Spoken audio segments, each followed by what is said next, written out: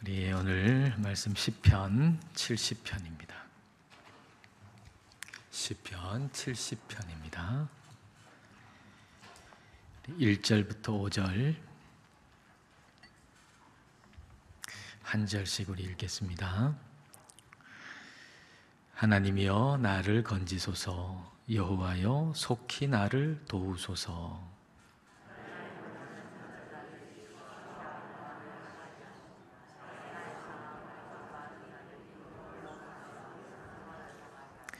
아하 아하 하는 자들이 자기 수치로 말미암아 뒤로 물러가게 하소서.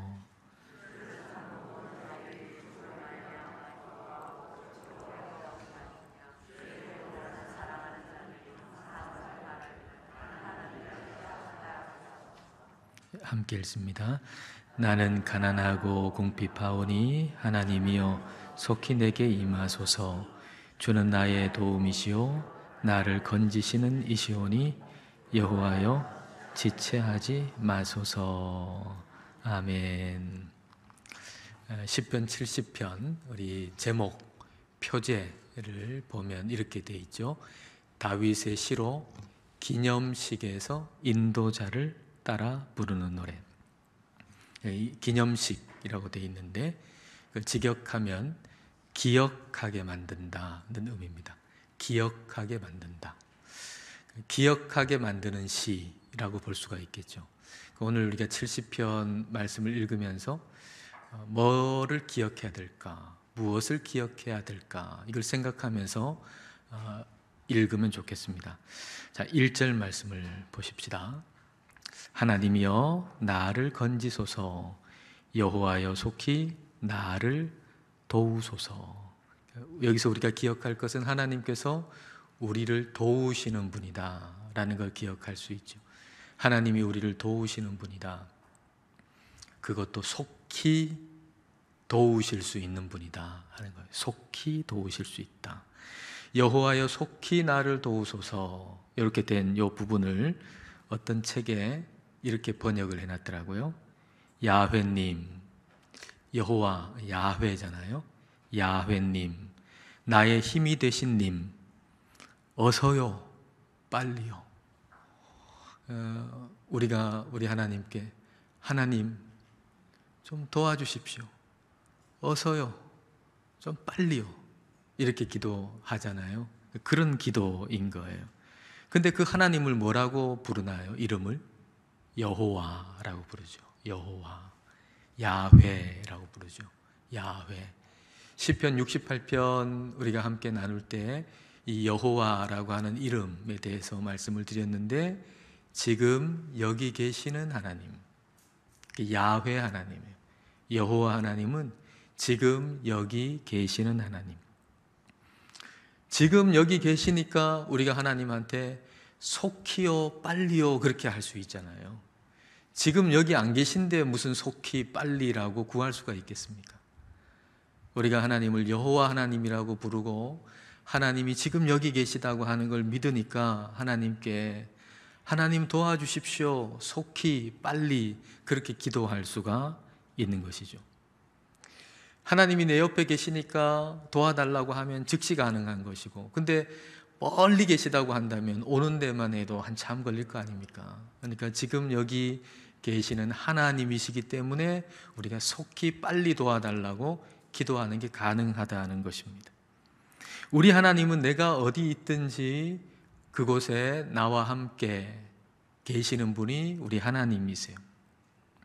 그래서 하나님이 어디나 계시기 때문에 우리가 하나님으로부터 도망친다는 것, 그것은 사실은 불가능한 일이죠. 예레미야서 23장 23절과 24절에 이렇게 말씀하십니다. 여호와의 말씀이니라 나는 가까운 데에 있는 하나님이요 먼 데에 있는 하나님은 아니냐. 여호와의 말씀이니라 사람이 내게 보이지 아니하려고 누가 자신을 은밀한 곳에 숨길 수 있겠느냐. 여호와가 말하노라 나는 천지에 충만하지 아니하냐. 저 멀리 가면 하나님이 없겠는가? 아니다. 거기도 하나님 계신다. 예배당에는 하나님이 있는 것 같고 회사에는 하나님 없는 것 같고, 그래서 하나님 없는 것 같이 여겨지는 곳에는 내 마음대로 할 수 있고, 그런 것이 결코 아니다. 우리가 어디에 있든지 하나님 바로 거기 우리와 함께 계신다는 거죠. 결국 다시 말하면 내가 생각하는 느낌이 정확한 게 아니라는 거예요. 내가 생각하는 느낌, 하나님이 지금 여기 계신 것 같다는 느낌. 그런데 어떤 다른 곳에서는 하나님이 안 계신 것 같다는 느낌, 그 느낌을 의지하지 말라는 것이죠.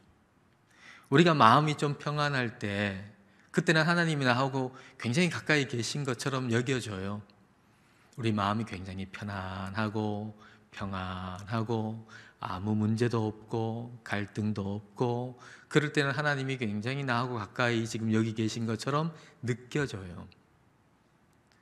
근데 갈등도 있고 어려움도 있고 그럴 때에는 느낌으로는 하나님이 좀 멀리 계신 것 같은 느낌이 든단 말이죠.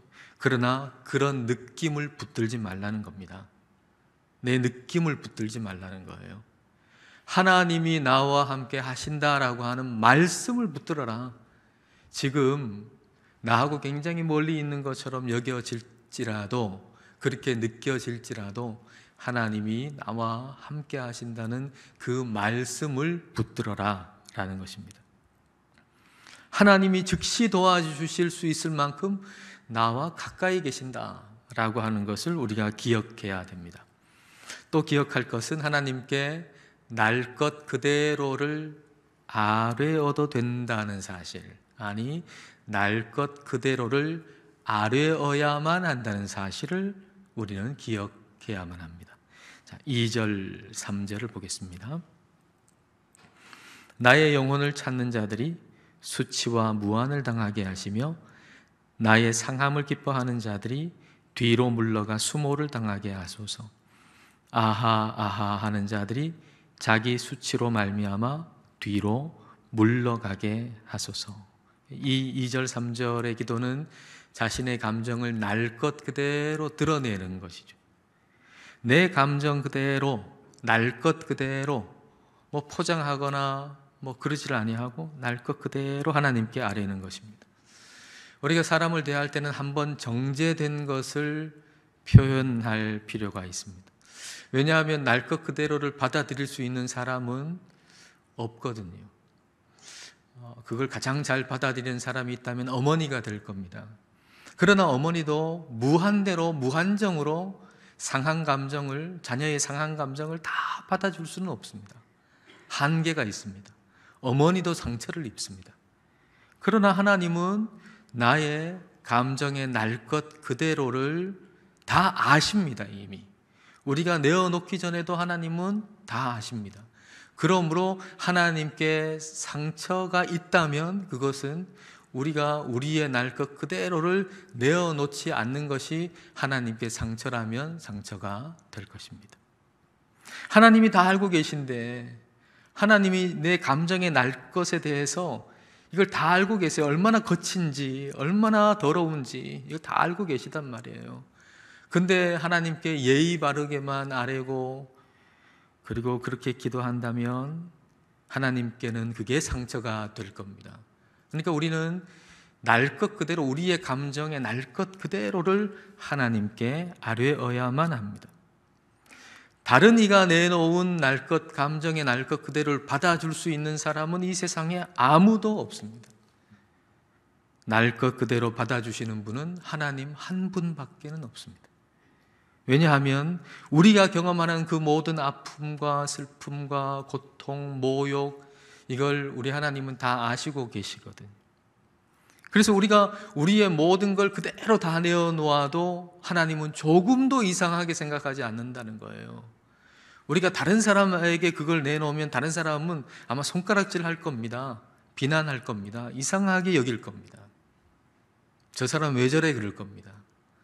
그러나 하나님은 조금도 이상하게 여기지지 않는다는 거죠. 왜냐하면 우리의 마음을 샅샅이 다 아시는 분이니까요. 지금 우리가 당하고 있는 모든 아픔들 주님이 경험하신 거예요. 오늘 시편에 있는 3절의 조롱하는 말이 아하, 조롱하는 말인데 이게 우리 주님께서 받으신 일이에요. 자, 마가복음 15장 29절에 이렇게 기록되어 있습니다. 지나가는 자들은 자기 머리를 흔들며 예수를 모욕하여 이르되 아하 성전을 헐고 사흘에 짓는다는 자요. 아하, 이건 예수님을 모욕했던 말이거든요. 예수님께서 이 모욕을 받으신 거예요. 우리가 당하는 모든 아픔과 상처와 모욕, 모든 것들 주님께서 다 아세요. 그러므로 우리가 그걸 걸러가지고 우리 하나님이 내 모든 상처와 아픔과 내 모든 거친 마음 다 아시는데 이걸 하나님이 모르시는 것처럼 이걸 다 걸러가지고 하나님께 아름답고 좋은 말, 좋은 감정만 아랠 이유가 없다는 겁니다. 하나님께 좀 공손해야지 하고 이걸 다 걸러서 아름답고 좋은 말만, 좋은 감정만, 그것만 아랠 이유가 없어요. 그래서는 안 돼요. 거친 마음 그대로 하나님께 아뢰어도 돼요. 아니, 아뢰어야 해요. 하나님 앞에 그걸 다 내어 놓아야 해요. 내 안에 있는 도끼가 하나님 앞에서 다 뿜어져 나와야 해요. 그걸 받아주실 수 있는 분은 하나님밖에 없으니까 내 안에 그 독이 하나님 앞에 다 뿜어져 나와야 돼요. 그래야 하나님을 찾을 수 있어요. 하나님을 찾을 수 있어요. 마음에 도끼가 가득하면 마음에 복수심이 불타가지고 하나님을 찾을 수가 없어요. 다른 걸 찾게 돼요. 오늘 말씀 2절과 4절 두 절을 같이 한번 볼까요? 2절에는 나의 영혼을 찾는 자들 찾죠. 지금 찾는데 뭘 찾냐면 다윗의 영혼, 다윗의 생명을 찾는 거예요. 좀 죽여버리고 싶다는 거죠. 4절은 주를 찾는 모든 자들, 우리 주님을 찾는 자들이에요. 다윗의 영혼, 다윗의 생명을 찾는 자들은 복수를 해가지고 무슨 또 가해를 해가지고 그 사람을 이렇게 무너뜨려서 자기가 찾는 걸 목표를 이루려고 하는 것이고, 근데 반면 또 어떤 사람은 우리 주님을 찾는 사람이 있단 말이죠. 사실 세상의 모든 사람은 다 뭔가를 찾고 있어요. 뭔가를. 재물을 찾든지 쾌락을 찾든지 명예를 찾든지 뭘 찾든지 이 세상의 모든 사람들은 뭔가를 지금 찾고 있는 중입니다. 모든 사람들은. 그 대상이 다를 뿐인 거죠. 우리가 기억해야 할 건 뭔가? 우리가 찾아야 할 것은 하나님밖에는 없다, 이거예요. 우리가 찾고 사랑할 대상은 하나님밖에 없다라는 사실이에요. 주님께 감정의 날 것을 다 드러내는 이유는 뭔가? 그건 주님을 더욱 찾기 위한 거죠. 감정의 날 것을 다 드러내면, 그래서 심판자가 내가 아니라고 하는 것 때문에 드러내는 거 아니에요, 하나님께. 안 그러면 내가 가지고 있죠. 내가 가지고 있으면서 내가 심판하죠. 내가 그 감정 그대로 가지고 있으면서 그 감정대로 내가 심판할 거 아닙니까? 근데 하나님께 그걸 그대로 드러내는 이유는 내가 심판자가 아니에요 라는 고백이거든요. 그래서 하나님을 더 찾기 위해서 우리는 우리의 감정에 날 것을 하나님께 다 드러내는 거예요. 우리가 하나님을 그렇게 찾고 있다는 증거는 어디 있을까? 우리가 하나님을 찾고 있다면 우리 안에는 하나님을 사랑하는 크기가 점점 커질 겁니다. 우리가 지금 하나님을 찾고 있다면 하나님을 사랑하는 크기가 점점 커질 것입니다. 우리는 하나님을 찾아야 하고 무한하신 하나님에 대한 생각을 무한히 넓혀가야 합니다. 하나님에 대한 우리의 생각이 넓혀진다고 해가지고 그때 비로소 하나님이 크신 분이 되는 건 결코 아니죠. 하나님 무한하신 분이죠, 이미. 그렇기 때문에 우리는 무한하신 하나님에 대해서 우리의 생각을 무한히 넓혀야 돼요. 무한히. 이렇게 우리의 믿음이 자라는 거죠. 하나님에 대한 우리의 생각이 계속 넓혀질 때 우리의 믿음이 자랍니다. 여러분, 우리가 하나님을 향한 믿음이 약해져서는 안 됩니다. 왜냐하면 우리의 믿음은 우리의 믿음만이 아니거든요. 나의 믿음은 나의 믿음만이 아니거든요. 자, 4절 말씀을 보겠습니다. 4절을 같이 읽겠습니다.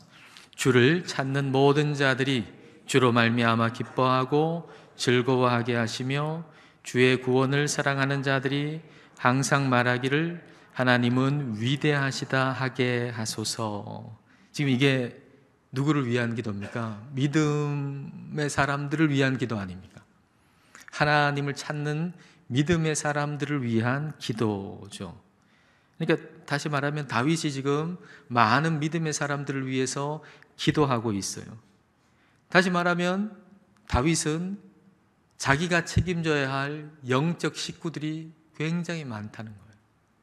다윗이 지금 하나님을 찾는 사람들을 위해 기도하잖아요. 그 말은 다윗이 책임진 영적 식구가 많다, 대단히 많다, 그런 얘기입니다. 여러분, 여러분의 믿음은 여러분 한 사람의 믿음으로 끝나는 게 아니에요. 여러분의 믿음은 여러분이 책임진 영적 식구에 관한 일이에요. 여러분뿐만 아니라 여러분에게 딸린, 여러분이 또 책임져야 할, 여러분들에게 영향을 받을 영적인 식구들이 많다, 그 말입니다. 그렇기 때문에 믿음 관리 잘 해야 된다, 그런 말입니다. 믿음 관리를 잘 해야 된다. 믿음은요, 하나님께서 우리에게 선물로 주셨지만 우리가 관리를 잘 해야 돼요. 우리 삶에 답답하고 우울할 때가 있잖아요. 근데 그것은 그냥 환경 때문에 오는 게 아닙니다. 내 마음이 너무 답답해요, 우울해요, 슬퍼요, 화가 나요. 이런 모든 것들은 사실은 어떤 환경 때문에 주어진 거라고 우리는 착각한단 말이에요. 근데 사실은 그 내면에, 그 뒤에는, 그 배후에는 사실 믿음의 문제가 있어요. 내 믿음이 약해졌기 때문에 지금 대단히 우울하고 쓸쓸하고 분노가 일어나고 화가 나고 이런 거예요. 그래서 우리는 그럴 때 더 기도해야 돼요. 믿음이 약해져서 그랬기 때문에, 그게 근원적으로는 내가 믿음이 지금 약해졌구나, 이걸 생각하고 더 기도해야 돼요. 위기의식을 느껴야 된단 말이죠. 다시 말하면 우리의 삶의 그런 다양한 일들 속에서 우리는 위기의식을 느껴야 된다. 믿음이 약해졌다는 것에 대해서 위기의식을 느껴야 된다는 거예요. 여러분, 재정이 바닥나면 위기의식 느끼잖아요. 재정이 바닥나는데 위기의식 안 느끼는 사람이 있습니까? 그런 사람은 한 사람도 본 적이 없습니다. 재정이 바닥이 나면 다 위기의식을 느껴요. 바닥이 나지 않아도 조금 줄어들어도 말이죠. 평균적으로 이만큼 되던 사람이 조금만 줄어들어도 위기의식을 느껴요. 재정이 그렇게 좀 줄어들면.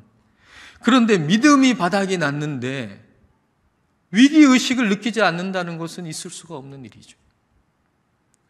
믿음이 바닥이 났는데 우리가 어떻게 위기의식을 느끼지 않을 수가 있겠냐는 거예요. 근데 위기의식을 느끼지 아니하고 감정대로 계속 해버리면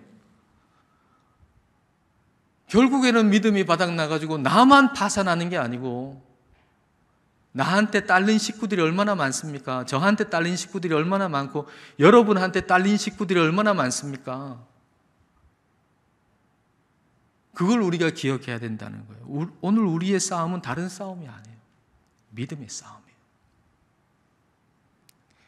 여러분들 생각하는 싸움, 이 싸움은 누구와의 싸움이다, 이렇게 생각할 수도 있을지 몰라요. 그러나 그거는 큰 잘못이에요. 우리의 싸움은 믿음의 싸움이에요. 믿음의 싸움. 믿음을 지키는 싸움. 이 싸움에서 우리는 반드시 이겨야 돼요. 여러분은 반드시 이겨야 돼요. 저도 반드시 이겨야 돼요. 왜냐하면 딸린 식구가 많아요. 영향을 받을 식구들이 많다는 거예요. 우리의 믿음은 나 혼자만의 믿음이 아니에요. 결국은 우리의 믿음이에요. 내가 무너지면은 함께 무너질 사람이 많아요. 그러니까 이 믿음의 싸움을 이겨야 돼요. 이걸 생각하고 여러분 다시 일어나십시오. 이걸 생각하고 다시 무릎을 꿇고 기도하십시오. 지금은 다른 싸움이 아니고 믿음의 싸움을 이겨야 할 때 기도해야 돼요. 그러면 하나님이 반드시 새 힘을 주세요. 소망을 주시고 기쁨을 주세요. 믿음의 싸움에서 이기는 길은 뭔가? 하나님 없으면 안 된다는 절박함이에요. 절박함. 5절 말씀 볼까요? 나는 가난하고 궁핍하오니 하나님이여 속히 내게 임하소서. 주는 나의 도움이시오 나를 건지시는 이시오니 여호와여 지체하지 마소서. 나는 가난하고 궁핍하다 그랬잖아요. 나는 가난하고 궁핍하다. 이게 하나님만 바라보는 자세입니다. 우리가 이 자세를 놓치면 안 되겠습니다. 하나님 없으면 나는 아무것도 아니라고 하는 마음입니다. 주님만 의지하는 자세입니다. 바리새인과 세리의 기도 우리가 잘 알잖아요. 바리새인의 기도는 사실 기도라기보다는 자기 자랑 아닙니까? 자기 자랑. 그게 뭐 기도겠습니까? 그건 자기 자랑이죠. 근데 세리는 어떻게 기도했나요? 하나님이여 불쌍히 여기소서 나는 죄인입니다. 이렇게 기도했잖아요. 하나님 저를 불쌍히 여겨주십시오. 저는 죄인입니다. 주님만 의지하는 기도 아닙니까? 이게 나는 가난하고 궁핍하다는 게 일맥상통하는 거죠. 나는 가난하고 궁핍합니다. 하나님이 안 도와주시면 나는 아무것도 아닙니다.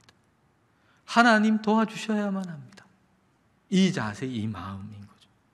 우리가 항상 이 자세를 가져야 돼요. 우리가 자격이 있어서 이 자리에 있습니까? 뭐 제가 자격이 있어서 이 자리에 있습니까? 여러분이 뭐 자격이 있어서 그 자리에 있습니까? 뭐 자격이 있어가지고 직분을 받은 겁니까? 그렇지 않지 않습니까? 다 하나님께서 우리를 건져주시고 여기에 있게 해주신 게 우리 하나님의 은혜지 무슨 우리의 능력으로 여기에 있겠습니까?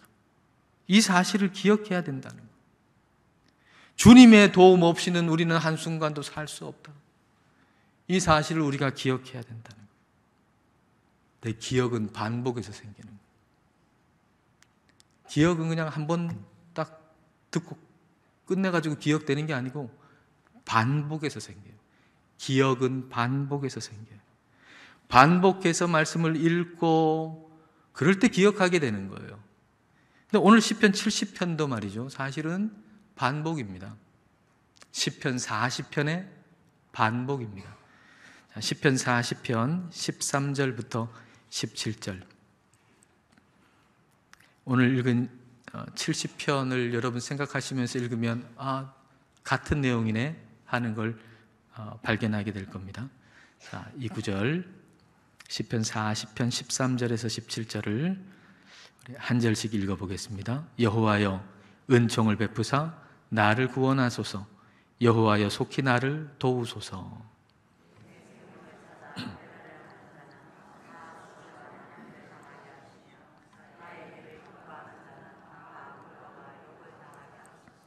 나를 향하여 하하 하하 하며 조소하는 자들이 자기 수치로 말미암아 놀라게 하소서.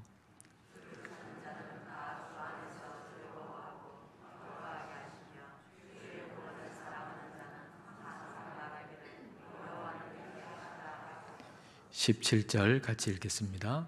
나는 가난하고 궁핍하오나 주께서는 나를 생각하시오니 주는 나의 도움이시오 나를 건지시는 이시라. 나의 하나님이여 지체하지 마소서. 70편은요 이 40편의 반복이에요. 기억한다는 건 반복한다는 것. 신명기가 듀터라노미잖아요. 그 말의 의미는 두 번째 율법이라는 거거든요. 하나님이 처음에 주신 그 율법을 가나안에 들어가기 전에 다시 반복한 거예요.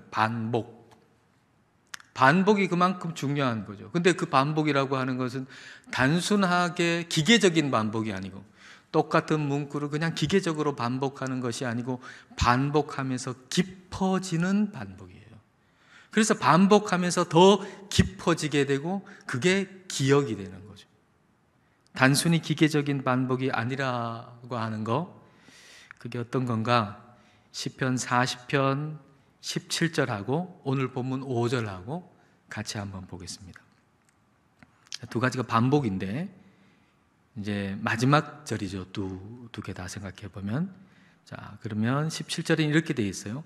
나는 가난하고 궁핍하오나 주께서는 나를 생각하시오니 주는 나의 도움이시오 나를 건지시는 이시라. 나의 하나님이여 지체하지 마소서. 근데 이제 5절에는 그걸 반복했는데 이렇게 했어요. 나는 가난하고 궁핍하오니. 그럼 어떻게 해야 돼요? 그 다음에는 주께서는 나를 생각하시오니 이렇게 돼야 될 것 같은데 거기다가 다르게 돼 있죠. 하나님이여 속히 내게 임하소서. 주는 나의 도움이시오 나를 건지시는 이시오니 여호와여 지체하지 마소서. 주님께서 나를 생각하신다는 게 지금 생략되어 있잖아요. 그러나 우리의 반복은 기계적인 반복이 아니에요. 생략됐지만 생략된 걸 기억하는 거예요. 하나님이면 속히 내게 임하소서 그렇게 했는데 속히 내게 임하셔서 속히 나를 도와주실 수 있는 것이 그 이유가 뭐라는 걸 기억했다는 겁니까? 하나님이 나를 생각하신다는 걸 기억했다는 거예요. 하나님께 우리가 기도하기를 하나님 속히 좀 도와주십시오 이렇게 기도할 수 있는 것은 하나님이 나를 생각하고 계시다는 걸 기억하고 있기 때문에 가능한 것이죠. 하나님이 나를 생각하신다라고 하는 것은 하나님이 뭘 하시더라도 하나님이 나를 계산에 넣으신다는 겁니다. 나를 염두에 두지 아니하시고는 하나님은 어떤 일도 하시지 않는다는 겁니다. 하나님이 뭔가 하실 때는 나를 염두에 두시고 그 일을 하신다는 겁니다. 하나님은 항상 나를 생각하시는 분입니다. 그만큼 나를 가치 있게 여기시는 분이 하나님입니다. 하나님이 여러분을 가치 있게 여기신다는 겁니다.